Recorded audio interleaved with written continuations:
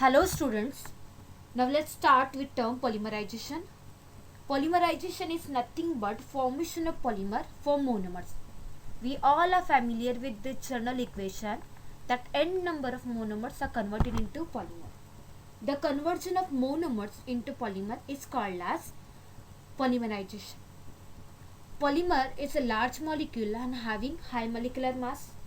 Monomers are the small molecules and having low molecular mass. Monomers which are present in polymers are linked by a covalent bond. On basis of this, we can explain the term polymerization in other way, that polymerization is the fundamental process by which low molecular mass compounds are converted into high molecular mass compounds by linking together of repeating structure units with covalent bonds. Repeating structure units are nothing but monomers. And the polymerization process we can explain with the help of examples. Here I used ethene. This ethene on polymerization give repeating units, and this repeating units on polymerization gives polyethene. What exactly happening in this equation? The double bond which is present between carbon-carbon in ethene, it break and it converted into carbon-carbon single bond. So the another molecule of ethene will attack either from the right hand side or either from the left hand side. Then this repeating units on further polymerization gives polyethene, and the small n which indicate the number of molecules of ethenes are participating in the polymerization. The another example will prove the polymerization. Tetrafluoroethylene on polymerization gives repeating units, and this repeating units on polymerization give Teflon. To just understand the term polymerization is nothing but a process where monomers are converted into polymer. Now focus on classification of polymers. Polymers are classified based on availability of sources. In this classification, we are going to learn from where we get these polymers. Are we generating in lab or we getting from the nature? Next classification based on structure. In this classification, we are going to see whether the polymers are linear or branched. Next classification will be based on mode of polymerization. So we are going to learn in details about their modes in this classification. Next classification will be based on molecular forces. And this classification is very important because it is helpful in determining the physical properties and the nature of the polymer. And the main part of the polymer is monomers, and that's why the next classification will be based on monomers. As I told you, different kind of polymers. We have soft polymers and hard polymers, and also we have different sources of polymers. So it is good to classify these polymers.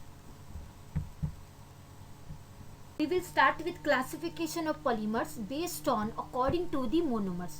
There are the two type of the polymers. One is a homopolymer and the other one is a copolymer. In homopolymers, same type of monomers we used. This we can explain with the help of good examples. Ethene on polymerization, it gives polyethene. Now you can see only one type of monomer we used in this example, that is ethene. In another example, vinyl cyanide on polymerization gives ulnar or pan. Even in this case also we used only one type of monomer, that is vinyl cyanide. The another type is copolymer. In copolymers, more than one type of monomers we are going to use, and this we can explain with the help of example. Nylon 66 is prepared from adipic acid and hexamethylene diamine. In this case we use two different monomers, and that's why copolymers are also called as mixed polymers. Let's start the classification of polymers based on availability of sources.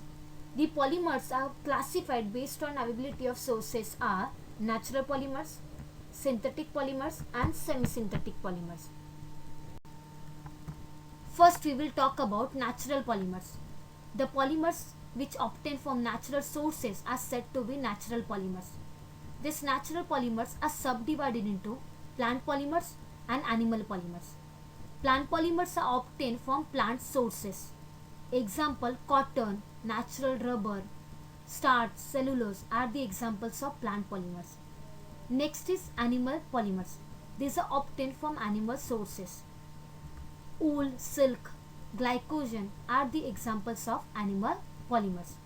These plant polymers and animal polymers are obtained from natural sources and therefore then we call as natural polymers. Next is synthetic polymers. These are totally man-made and prepared in laboratories or industries from chemical substances. These are not present in the nature. Nylon, terylene, polythene, tires, switches, then handles of pressure cooker, pipes are the examples of synthetic polymer, and these are non-biodegradable polymers which are responsible for environmental pollution. Next is semi-synthetic polymers. These polymers are mostly derived from naturally occurring polymers by chemical modification. Means the properties of natural polymers are modified by some chemical treatment are called as semi-synthetic polymers. So we try to modify appearance, strength or luster of natural polymers and then we prepare the polymers are called as semi-synthetic polymers. Examples of semi-synthetic polymers are acetate rayon, viscose rayon, cupramine silk, cellulose acetate, cellulose nitrate. These are the examples of semi-synthetic polymers. These are the classification of polymers based on sources.